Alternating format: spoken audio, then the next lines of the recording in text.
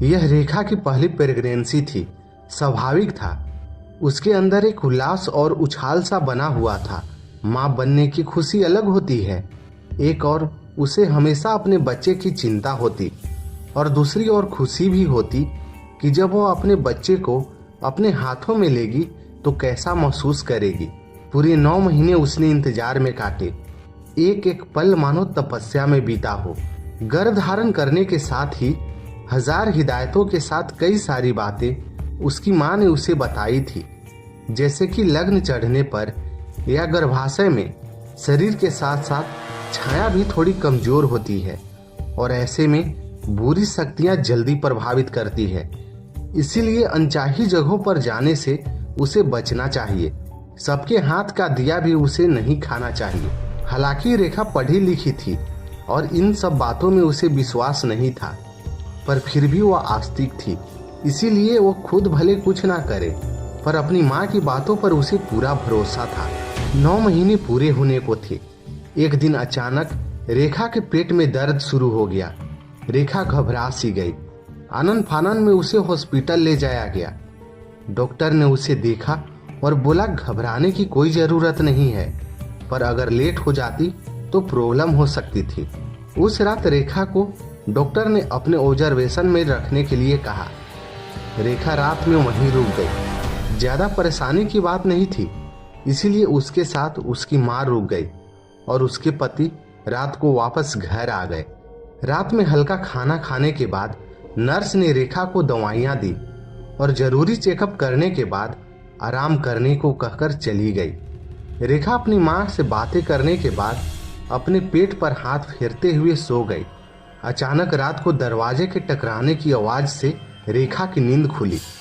उसने देखा उसके कमरे का दरवाजा खुला हुआ है और हवा का झोंके से बार बार टकरा रहा है। रेखा ने एक नजर अपनी माँ की ओर डाली और फिर सोचा खुद ही बंद कर देती हूँ, क्यों माँ को परेशान करूँ। जब से रेखा गर्भवती हुई थी, कहीं ना कहीं उसका लगाव अपनी माँ के लिए भी बढ़ सा गया था। उसे अब महसूस होता था कि माँ ने भी उसे इतने मुश्किलों से ही जन्म दिया होगा। सोचती हुई वो मुस्कुराई। रेखा ने जैसे ही दरवाजा बंद करना चाहा, उसे लगा जैसे कॉरिडोर में कोई है। उसने बाहर की तरफ गर्दन निकाल कर देखा, वहां कोई नहीं था।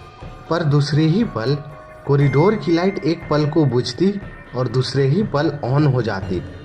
रेखा ने देखा सामने एक गर्भवती औरत खून से लथपथ फर्श पर बैठी हुई है और कराहते हुए उसने रेखा की ओर देखकर आवाज लगाई, कोई मेरी मदद करो प्लीज। रेखा ने मन ही मन उसके दर्द को महसूस किया और उसकी ओर बढ़ी। एक पल को उसके दिमाग में ये बात अचानक उठी, इतनी रात गई अकेली यहाँ यह क्या कर रही है। पर दूसरे ही पल उसके ममता भरे दिल ने कहा कि जो भी हो मुझे इसकी मदद करनी चाहिए, जाने किस मुश्किल में पड़ी है। अभी रेखा बड़ी मुश्किल से 2-4 कदम आगे बढ़ी ही होगी कि वो औरत झटके में खड़ी हो गई। उसके बाल हवा में उड़ने लगे और उसके चेहरा पूरी तरह से डरावनी हो गया। भयानक हंसी हंसते हुए वो रेखा की ओर बढ़ी, उसके पेट की तरफ इशारा करके बोली, ये बच्चा मुझे चाहिए। रेखा के तो दिल दिमाग मानो इस बात को सुनकर काम करना बंद कर दिया हो। वो वहीं जड़वत हो गई। वो भागना चाह रही थी, पर उसके कदम मानो फर्श से चिपके हुए थे। उसका हाथ उसके पेट पर था, पर मुंह से जवाब जैसे गायब हो गई थी। रेखा सूखे पत्ते की भांति कांपती हुई पत्थर बनी खड़ी थी।